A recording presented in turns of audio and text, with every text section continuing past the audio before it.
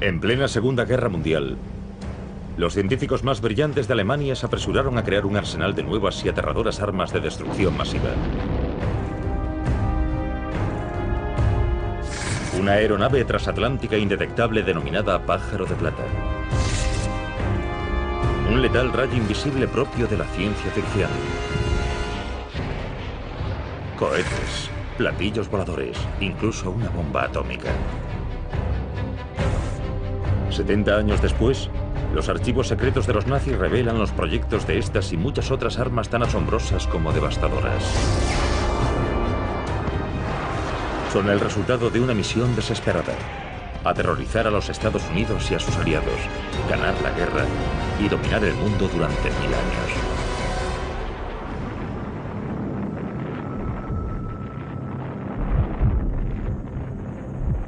La ciencia secreta de Hitler.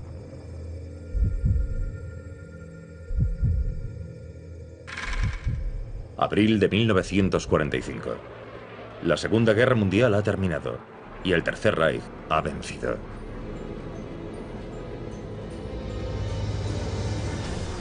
El vuelo de Hitler a Nueva York es escoltado por reactores supersónicos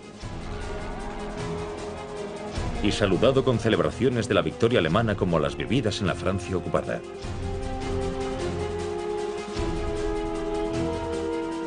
Se celebran fastuosas ceremonias de Estado para subrayar la trascendencia del momento.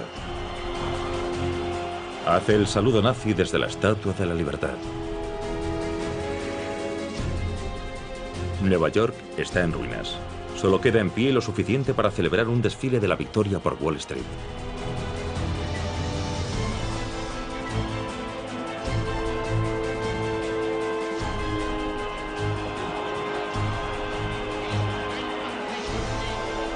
La Segunda Guerra Mundial podría haber terminado en esta terrible pesadilla gracias a los cientos de genios científicos a las órdenes de Hitler. El mítico experto en cohetes Wernher von Braun. La ingeniera matemática y física Irene Bredt. El ingeniero aeroespacial Eugen Sanger. Incluso un físico nuclear ganador del premio Nobel, Werner Heisenberg. En los años 20 y 30, los alemanes estaban muy interesados en el desarrollo de cohetes, el desarrollo de la ciencia y la tecnología. Este desarrollo aeroespacial tan avanzado se convirtió en uno de los puntos fuertes de Alemania y la situaban muy por delante de las demás naciones del mundo. En este complejo secreto hoy desaparecido, miles de brillantes ingenieros, físicos, químicos y demás personal cuentan con la tecnología más avanzada y son generosamente financiados por la Alemania nazi. Disponen de los laboratorios más modernos de Europa y su misión es desarrollar el armamento más letal que el mundo jamás haya visto. El ala delta Lippisch P-13. Un avión de combate de despegue vertical con alas giratorias medio siglo por delante de su tiempo. Un portaaviones volador y el Silbervogel, el Pájaro de Plata, una aeronave supersónica suborbital capaz de bombardear Broadway.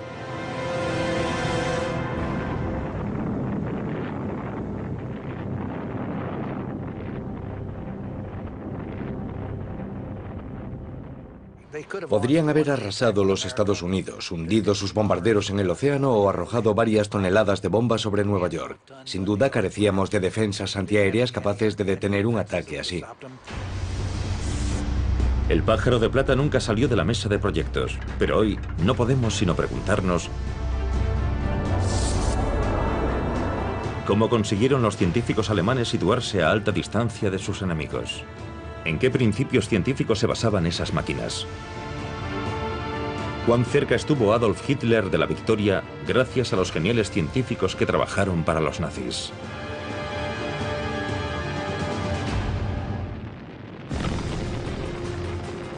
En las primeras etapas de la Segunda Guerra Mundial, la guerra relámpago o Blitzkrieg de Hitler avanza imparable por una Europa indefensa.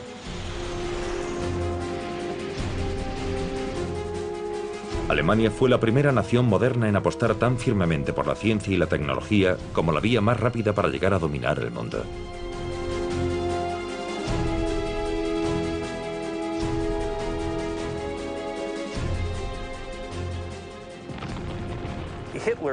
Probablemente a Hitler le impresionaban e influían en gran medida los sistemas de armamento espectaculares. Los alemanes tienden a anteponer la calidad a la cantidad. Creían que una calidad superior cambiaría el rumbo de la situación y ese concepto era una extensión de la mentalidad de Hitler. Hitler utiliza la ciencia para concebir, probar y en algunos casos desplegar varias fascinantes y aterradoras invenciones. Misiles balísticos de largo alcance muy avanzados. Los primeros cazas a reacción en entrar en combate. Muy superiores a los aviones a hélice de los aliados. O un primer monoplano indetectable propio de la Guerra de las Galaxias, que se anticipó varias décadas al bombardero furtivo B-2 de los Estados Unidos. Incluso bombas kamikaze tripuladas en las que el piloto nunca regresaría. Los aliados no están preparados para algo así. Los programas americanos de desarrollo de misiles durante la guerra eran muy primitivos en comparación con los que los alemanes ya habían logrado. En esta pequeña y remota isla del mar Báltico se encontraba un complejo secreto de laboratorios y campos de aviación.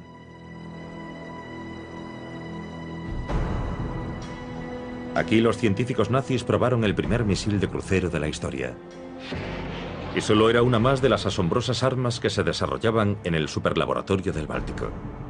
Los nazis escogen el apacible pueblo costero de Peenemünde para desarrollar sus avances científicos más secretos. Y aquí es donde dará comienzo la era de la aviación a reacción y la era espacial. De aquí saldrá su asombroso armamento. Peenemünde se encontraba en el lugar perfecto, pues era una zona muy remota de Alemania. Podían lanzar cohetes hacia el cercano mar Báltico y se aseguraban de que nadie robaba su tecnología y huía con ella hacia Occidente. La existencia de la población satélite de Peenemünde es un secreto de Estado estrictamente controlado y cuenta con futuristas edificios de viviendas para la élite científica. Pero también es un campo de concentración para los prescindibles prisioneros que viven, trabajan y mueren aquí como esclavos. Cuando están demasiado débiles para continuar, son asesinados para que ninguno revele los secretos científicos de Hitler. Los científicos de Peenemünde no son esclavos, pero su bienestar y el de sus familias dependen de su cooperación con los nazis. Los ingenieros y físicos fueron llevados en trenes secretos a la metrópoli autónoma, que contaba con instalaciones metalúrgicas, centrales eléctricas y zonas de pruebas de armamento. Peenemünde se convierte en el equivalente nazi a las instalaciones estadounidenses de Cabo Cañaveral y Los Álamos. Alemania, 1943. Los aliados dejan caer sobre el país una lluvia de bombas. Pero Adolf Hitler sigue creyendo en la victoria. Los nazis planean construir un arsenal de nuevas y terribles armas de destrucción masiva con una potencia y un alcance que incluso les permitirán atacar los Estados Unidos. Hitler encomienda a su ministro de propaganda guiar al pueblo alemán hacia la victoria y la venganza.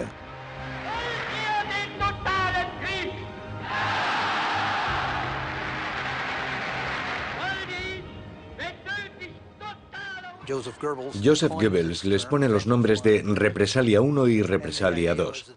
La idea era que permitiesen contrarrestar las ofensivas aéreas estadounidense y británica.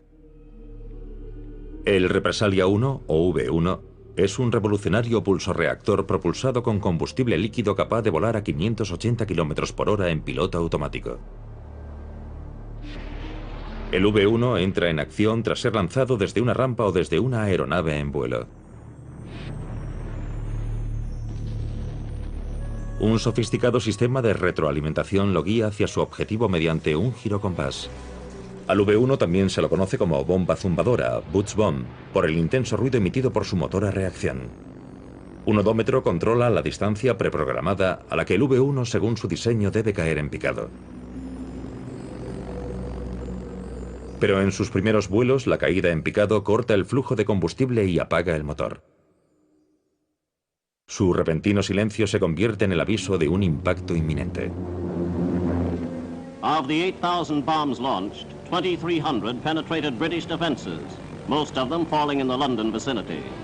The propulsion roar of the flying bomb. El primer misil de crucero de la historia hace que en 1944 y 1945 llueva fuego y ceniza sobre Gran Bretaña, aterrorizando Londres con miles de muertos y decenas de miles de heridos. Hundreds of homes, hospitals, and public buildings were hit. They fell in crowded streets during rush traffic hours. But new deep shelters built for this emergency were put to use and saved the lives of thousands of people. Only one life was lost for every 3 bombs launched. Few of the robot bombs resulted in fire, but the great concussive blasts of Vengeance Weapon No. 1 exceeded anything London had experienced. Los secretos avances científicos de Hitler están dando sus frutos. Son tanto logros tecnológicos como militares. Pero la precisión de los proyectiles plantea un serio problema.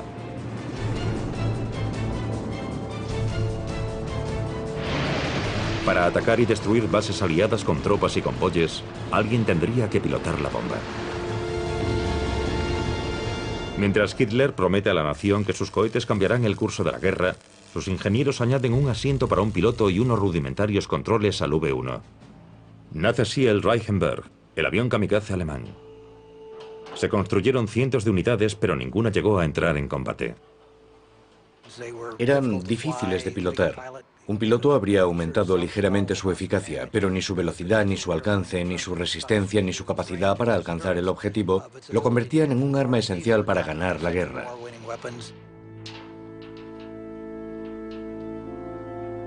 Varias décadas después, los prototipos del Reichenberg son descubiertos en un archivo privado. En este pequeño garaje de Baviera, los secretos avances científicos de Hitler vuelven a la vida. Aquí se reconstruyen varias de aquellas asombrosas armas para algunos museos. Estos fabricantes de Baviera encuentran soldaduras de calidades muy diferentes, lo que sugiere que algunas fueron hechas por técnicos especializados y otras por exhaustos prisioneros del campo de concentración.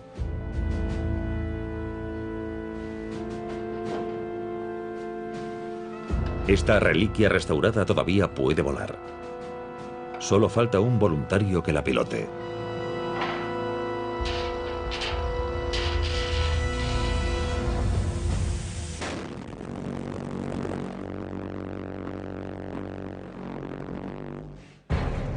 Para los científicos secretos de Hitler, ningún concepto es demasiado innovador y ningún sistema de propulsión o diseño de ala son demasiado extravagantes. Algunos volarán, otros fallarán. Muchos podemos verlos en las guerras del siglo XXI. Y en un extraño giro de la historia, uno de los científicos más brillantes de Hitler sobrevivirá a la caída del Tercer Reich y se convertirá en un héroe americano. 1943. El Partido Nacional Socialista de Alemania anuncia su proyectil V-1, lo que sugiere que planean fabricar también un V-2. Desde la base secreta de los nazis en Peenemünde, los ingenieros inauguran la era espacial gracias a un joven y brillante físico, el doctor Wernher von Braun, y su cohete A4, finalmente llamado V-2. El V-2, el arma de represalia de Wernher von Braun, era un cohete de artillería que podía caer en algún lugar de Inglaterra y matar a algunos ingleses. Pero eso no era lo que realmente le importaba. Quería probar la aerodinámica, la potencia, el empuje, la refrigeración, todo lo necesario para dar un paso más hacia el espacio. Quería ver al hombre en el espacio, era su pasión. Sus conceptos sobre la ingeniería eran lo que lo motivaba. Von Braun dispone de su propio laboratorio y de un equipo de expertos en un momento en que los cohetes son poco más que una afición de niños en los Estados Unidos. Con el tiempo consigue crear el primer misil balístico de largo alcance, el V-2, un imparable cohete utilizado como arma de represalia. In September of that same year, 1944, the Germans also began their firings of the vastly superior V-2, which was powered by a real liquid fuel engine. Military rockets in a rudimentary form had been used for centuries, but their propulsion was by the use of gunpowder. In this new era, it was the Germans who realized that the liquid fuel rocket could be put to military use, that it could be given impressive range and great destructive power. El interés de los alemanes por el avance de la tecnología cambia por completo la ciencia y la guerra.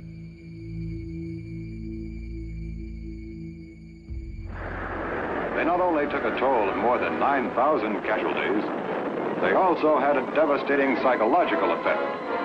For unlike the buzz bomb, the V-2 fell without warning. It had a speed of 3,300 miles per hour, and it could not be intercepted by fighter aircraft or brought down by anti-aircraft artillery. Según Boeing, a von Braun le interesaba más la ciencia que ganar la guerra.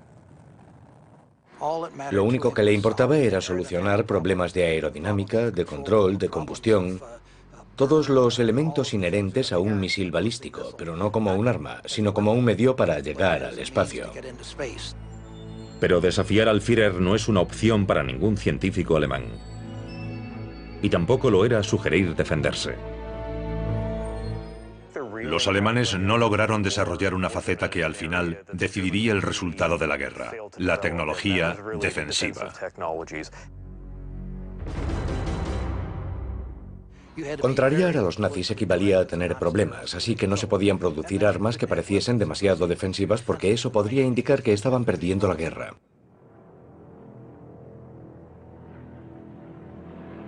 Pero lo cierto era que los alemanes sí estaban perdiendo la guerra. 1944. Los aviones estadounidenses atacan un convoy de camiones nazis que transportaban un arma asombrosa, cuyo uso podría haber cambiado el desarrollo de la guerra.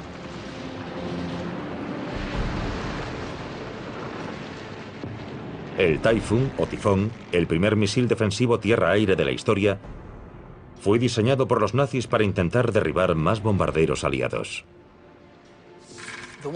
Hacia 1943, Alemania no debería haber concentrado sus recursos en fabricar el V-2 para atacar Gran Bretaña, sino misiles antiaéreos para derribar cualquier bombardero que lo sobrevolase. Podrían haber creado un sistema de defensa aérea conjunto y eficaz.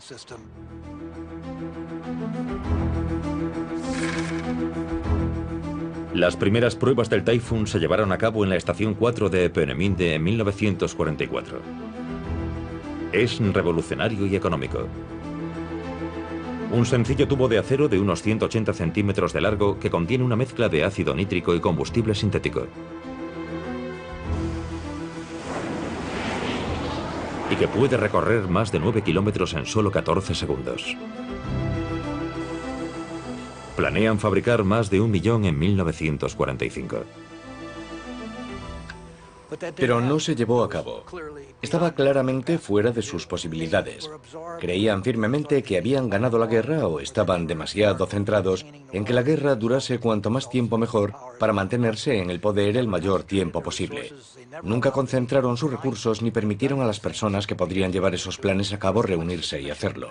Había muchas sospechas, muchos conflictos políticos. Esta simulación informática muestra el aspecto que tendrá la lanzadera móvil de disparo del cohete defensivo Typhoon cuando sea reconstruida. El de un artefacto científico secreto que aún hoy perpetúa la fascinación que despierta este asombroso armamento. Estos artesanos están construyendo un solo Typhoon, no los varios millones en los que Alemania confiaba para limpiar el cielo de bombarderos aliados. En última instancia es el ingenio del armamento nazi y no su número lo que impulsa el mundo más lejos, más rápido y más alto que cualquier otro artefacto conocido.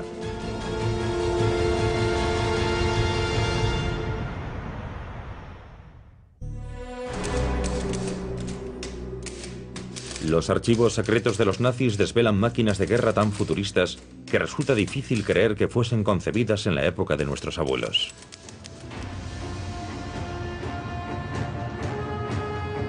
El vuelo con motor tiene menos de 30 años de historia cuando Hitler llega al poder. Sin embargo, en cuestión de meses, las pizarras y los planos del Tercer Reich ya están repletos de diseños increíbles. Antes del fin de la guerra, Alemania lograría numerosas innovaciones aeronáuticas que sentaron las bases de muchos vehículos aéreos y espaciales actuales. El Arado 234 fue el primer bombardero turborreactor operativo y el reactor más avanzado de su clase. El Arado fue el segundo avión fabricado con el motor Jumo 004, fabricado por Junkers. Era un avión muy ligero, bien diseñado y aerodinámico, y muy exigente para el piloto. Tenía que actuar como bombardero, navegador y artillero, pero era un avión eficaz. Era fácil de pilotar y su mantenimiento era relativamente sencillo. Entraron pocas unidades en combate. Sin embargo, cualquier país se habría sentido orgulloso de contar con un avión así. Incluso antes contaban con los prodigios del doctor Alexander Lippisch, nacido en Múnich, y que en los años 30 había diseñado una serie de ala deltas. Con el tiempo darían lugar al interceptor propulsado por cohete Messerschmitt Me-163 Comet y al más conocido Messerschmitt Me-262, el primer caza reacción operativo, capaz de superar en 160 km por hora la velocidad de cualquier avión aliado. Está considerada la aeronave alemana más avanzada de entre las que llegaron a entrar en combate. Muchas invenciones las desarrollaron porque se las exigían. Tras la invasión de Francia, los alemanes se encontraron cada vez más confinados en su territorio y comenzaron a pensar en aeronaves de despegue vertical. Querían disponer de cazas propulsados por cohetes que pudiesen ascender verticalmente para atacar los escuadrones estadounidenses, ya que no tenían tiempo para hacerlos despegar del modo convencional.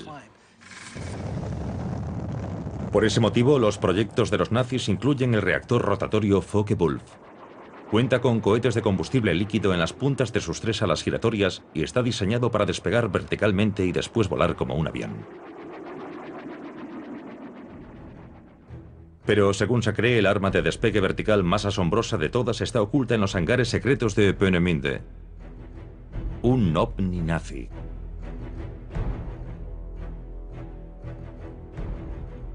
Un artículo de la revista alemana Der Spiegel desvelaría más tarde el proyecto secreto que Rudolf Schreiber planea para las SS desde la vecina Checoslovaquia. Se trata del Schreiber Flugkreisel, una aeronave tripulada de casi 15 metros de diámetro que cuenta con 3 impulsores a reacción instalados en un rotor situado dentro de un fuselaje circular. Este ovni nunca se construyó.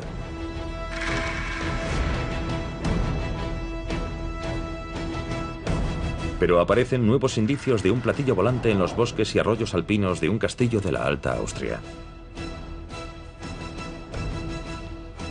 Se trata de un invento en forma de disco similar a una hélice.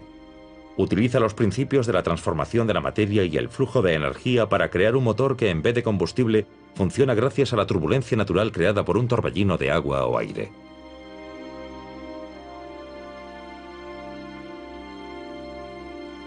Como dice Jörg Schauberger, el concepto de su abuelo de un sistema de propulsión totalmente nuevo hizo realidad los rumores sobre un ovni.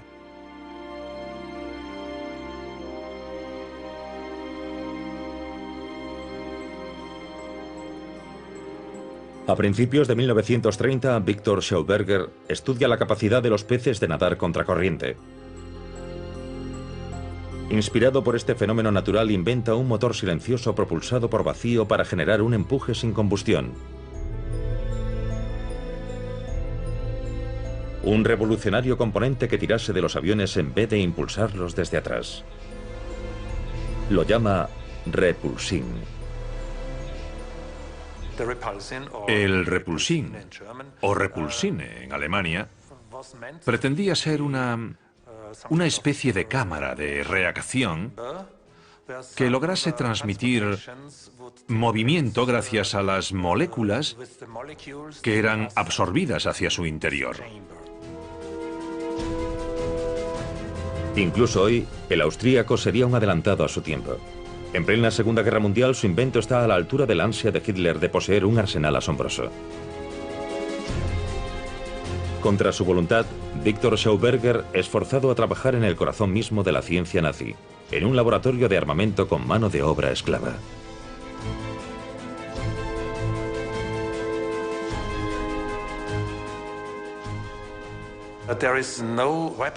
El repulsín no fue concebido como un arma. Su intención era crear un sistema de propulsión y no un arma. Pero nuevos proyectos letales son ideados sin descanso. Entre la correspondencia de alto secreto entre las autoridades nazis y el coronel Schroeder Stranz de las Fuerzas Aéreas Alemanas, encontramos indicios de un arma asombrosa de la que se dice que puede matar, curar e incluso ayudar a encontrar petróleo. El coronel propone su ambicioso proyecto a las Fuerzas Armadas en varias ocasiones. En los últimos y desesperados días del Tercer Reich, las SS deciden apoyar el proyecto. Parece salido de un relato de ciencia ficción. Se trata de un arma que puede perforar el blindaje más resistente o hacer que los aviones enemigos caigan del cielo. Se realizará una prueba en un lugar secreto. Las cajas que contienen sus componentes se descargan de noche para que nadie sepa de la operación. Contienen metales valiosos y un contador Geiger para medir la radiación. Marzo de 1944. Al amanecer, el coronel despega hacia el campo de pruebas. Si el arma funciona, recibirá un apoyo financiero ilimitado. El coronel Schroeder Stranz es la única persona que conoce los detalles exactos de las pruebas. Una cantera en medio de un bosque de las montañas Harz.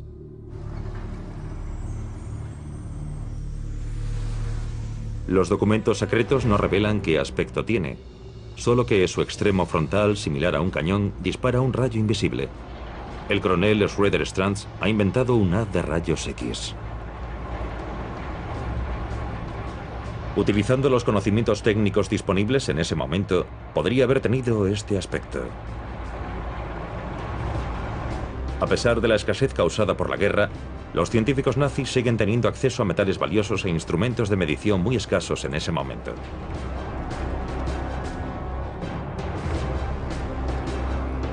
Según el resultado de una prueba, el arma dispara un rayo de radiación que puede ser detectado a 25 kilómetros de distancia. Las SS y el coronel Stranz se apuntan un éxito.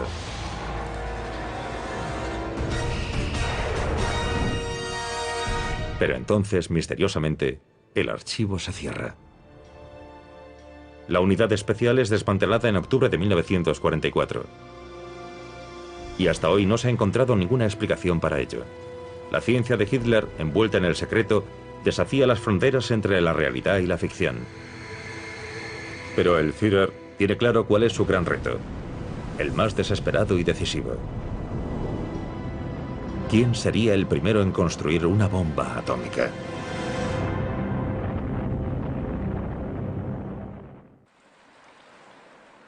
(1943). Mientras los científicos continúan trabajando en la ciudad secreta del Báltico, la guerra sigue yendo mal para el Tercer Reich. En el este, el ejército alemán es repelido en Stalingrado. La invasión de Rusia planeada por Hitler se convierte en pánico, masacre y retirada. En el oeste, los pilotos británicos consiguen las primeras imágenes aéreas de las fábricas y los edificios de Peenemünde utilizados para lanzar cohetes. Los bombarderos británicos arrasan el complejo. Su objetivo son los edificios donde viven los científicos e ingenieros de Hitler. Cientos de ellos mueren. Peenemünde nunca se recuperó por completo. Perdieron a su personal clave, científicos y su equipo de investigación. Los proyectos de Peenemünde son trasladados bajo tierra a fortalezas de las montañas y minas remotas a salvo de los ataques aéreos de los aliados.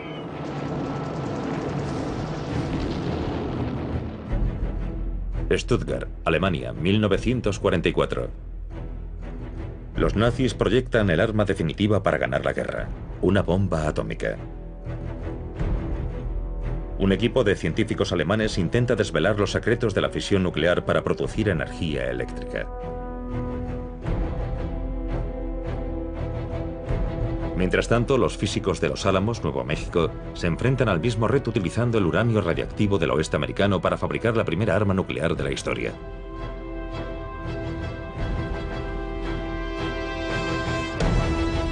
Pero los alemanes cuentan con su propio genio atómico, el premio Nobel Werner Heisenberg,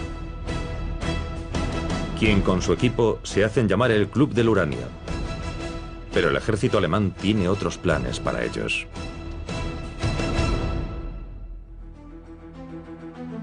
A principios de 1945, ni los militares ni los investigadores estadounidenses saben una palabra sobre la capacidad nuclear de Alemania. Los Estados Unidos crean un proyecto secreto denominado Operación Alsos, para averiguar si los alemanes planean fabricar una bomba atómica. Cerca de la ciudad de Stuttgart, bajo un castillo en Haigerloch, agentes de la Operación Alsos descubren un reactor atómico en una bodega de piedra y bloques de uranio ocultos en un campo cercano. Regresan a los Estados Unidos con las pruebas conseguidas para que sean analizadas. A ese mismo castillo medieval han llegado meses antes cargamentos clandestinos de agua pesada, un elemento clave para obtener energía nuclear. Proceden de Noruega, ocupada por los nazis, pese a los valientes intentos de la resistencia noruega por impedir que lleguen a Alemania.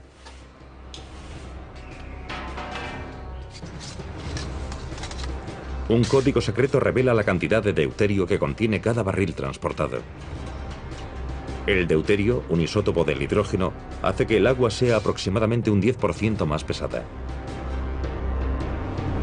Los nazis planean combinar este envío de agua pesada con los bloques de uranio para iniciar la era nuclear.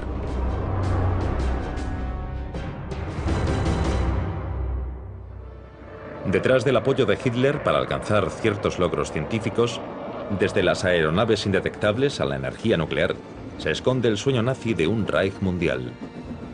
Un imperio alemán que dure 1000 años, con un inmenso sistema ferroviario que conecte los principales centros de poder: Siberia, Moscú, París, Berlín. La capital, Berlín, pasaría entonces a llamarse Germania.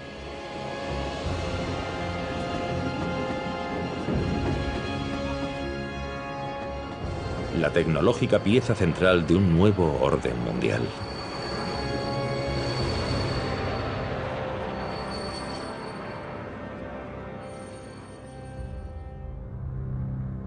Pero en marzo de 1945 el sueño se va desvaneciendo rápidamente y Hitler está cada vez más desesperado. Las fuerzas aliadas se ciernen sobre Alemania y solo una asombrosa arma puede salvar el Tercer Reich. Pero en Trinity Site, en el desierto de Nuevo México, son los estadounidenses los que demuestran la potencia de la bomba atómica.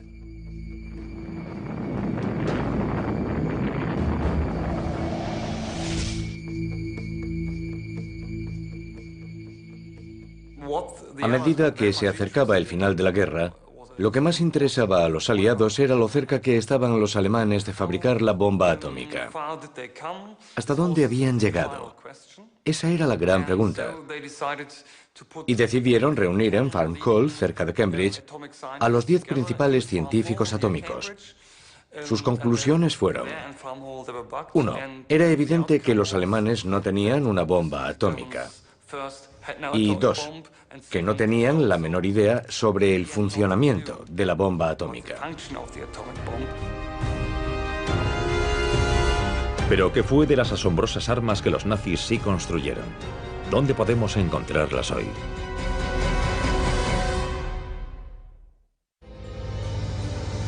El primer misil de crucero de la historia. El primer misil balístico de largo alcance. El primer misil guiado tierra-aire. Los primeros misiles antibuque. Incluso el primer circuito cerrado de televisión. El primer caza a reacción y el primer bombardero a reacción operativos. Entre los expertos alemanes en aerodinámica había un pequeño grupo de personas con conocimientos muy avanzados y muchos los consideran genios. Innumerables diseños que estaban años por delante de su época. Enclaves secretos dedicados por completo a la ciencia. El respaldo del aparato de propaganda, dinero alemán a expuertas y enemigos amedrentados. ¿Cómo pudo fallar el plan de Hitler para desarrollar aquel asombroso armamento?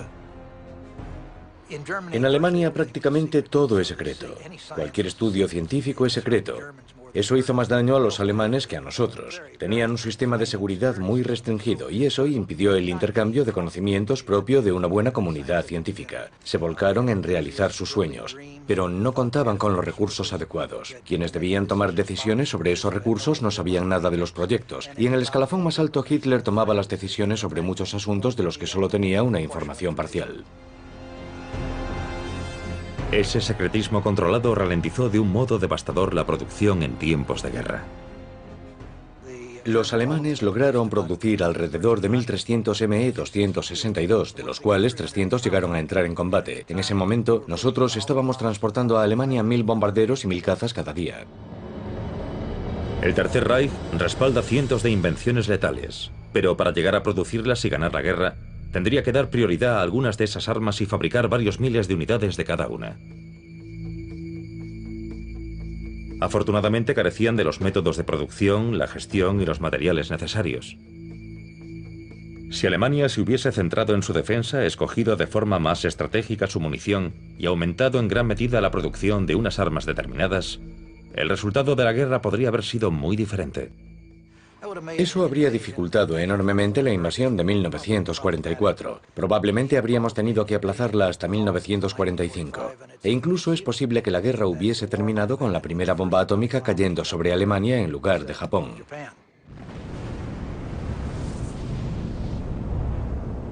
Pero eso no sucedió.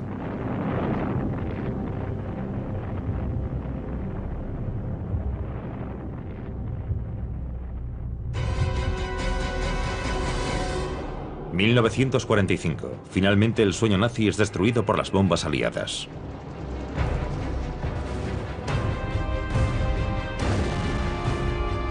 Hitler y Himmler se suicidan. En los juicios de Nuremberg, los nazis se enfrentan a sus propias penas de muerte.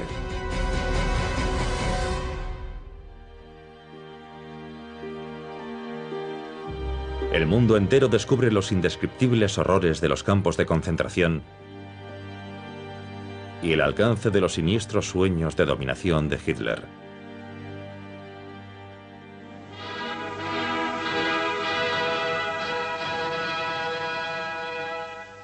Unos sueños que van mucho más allá de Europa.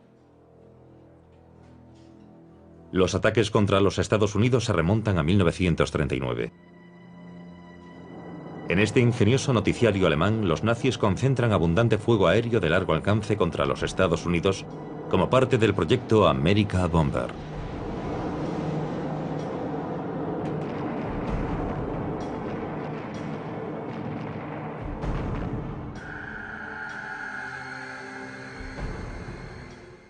Si los alemanes hubiesen logrado desarrollar y desplegar su proyecto America Bomber, llevando la guerra a la parte continental de los Estados Unidos, eso podría haber influido en la estrategia estadounidense.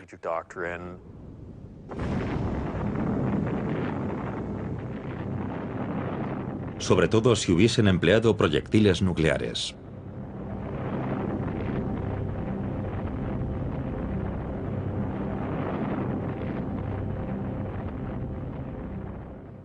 Lo único que la Fuerza Aérea Alemana podía hacer era enviar unos pocos bombarderos de muy largo alcance al otro lado del Atlántico y lanzar una docena de toneladas de bombas sobre Nueva York o Washington. Los proyectos Represalia y America Bomber de los alemanes no habrían tenido en absoluto el efecto deseado sin un arma nuclear. Adolf Hitler no llegaría a aterrizar en Nueva York. Pero el director de su programa científico sí cruzaría el Atlántico y cambiaría el curso de la historia. En 1945, cuando las tropas estadounidenses y soviéticas se acercan a Berlín, el genial inventor de cohetes Wernher von Braun y un pequeño grupo de sus colaboradores más leales debe elegir su destino: entregarse a los rusos, tomar cianuro o pasarse al bando aliado.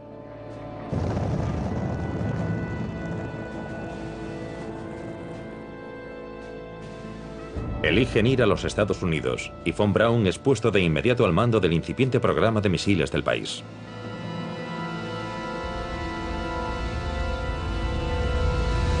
En el campo de pruebas de White Sands, Nuevo México, von Braun trabaja en un nuevo cohete y cumple finalmente su sueño espacial.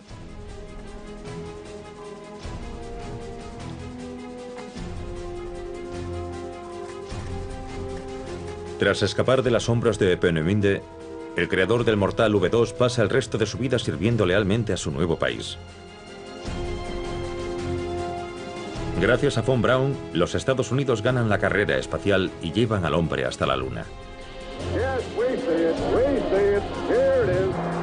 Okay, engine stop. Houston, Tranquility Base here. The Eagle has landed. Roger, Tranquility. We copy you on the ground. You got a bunch of guys about to turn blue. We're breathing again. Thanks a lot. Probablemente ese fue el mayor logro de los científicos de Peenemünde. Sin duda, Wernher von Braun es el ingeniero estadounidense de cohetes más relevante del siglo. Muchos dirían que es el ingeniero de cohetes más relevante del mundo. Los científicos alemanes y los conocimientos que llevaron a los Estados Unidos en los años 40 y a principios de los 50 tuvieron una enorme influencia, eso nadie lo niega. Pero casi podemos trazar una línea recta entre Peenemünde y la Luna, pasando por Wernher von Braun. Pero los cohetes no son los únicos descendientes de los proyectos científicos secretos de Hitler. En los años 50, tras descifrar miles de archivos de los nazis, las fuerzas aéreas de los Estados Unidos probaron en secreto aeronaves con un inquietante parecido con las increíbles máquinas ideadas en las pistas y las mesas de dibujo de Peenemünde. The flying wing can carry a larger load faster, farther, and with greater economy than conventional airplanes of similar size and power. Few men indeed can see the flying wing in operation without saying, the plane of tomorrow is flying today. Si en tiempos de paz se hubiesen realizado los mismos esfuerzos, habríamos visto aviones comerciales a reacción alemanes antes que británicos. La futurista y letal lanzadera tripulada llamada Pájaro de Plata, diseñada por los ingenieros alemanes Sanger y Brett, nunca se construyó. Pero el transportador espacial actual y casi todos los motores de cohetes modernos siguen utilizando principios de su diseño.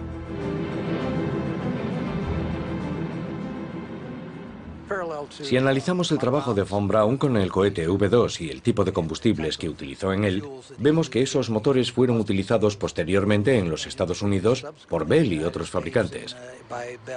Y podemos ver variaciones mucho más sofisticadas de todo aquello, por ejemplo, en el X-15. Hasta hoy, el avión cohete de gran altitud X-15 mantiene el récord mundial de mayor velocidad jamás alcanzada por una aeronave tripulada y lleva a la humanidad hasta la frontera del espacio exterior en cada uno de sus vuelos.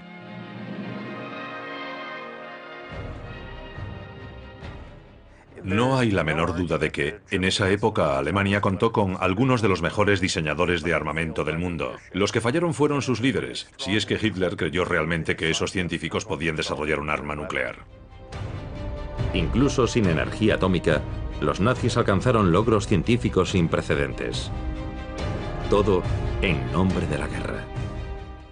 Tuvimos la gran suerte de que los alemanes no lograsen organizar sus proyectos y concentrarse en ellos. Su incapacidad para impedir la campaña de bombardeos estratégicos de los aliados fue un verdadero golpe de suerte para la democracia.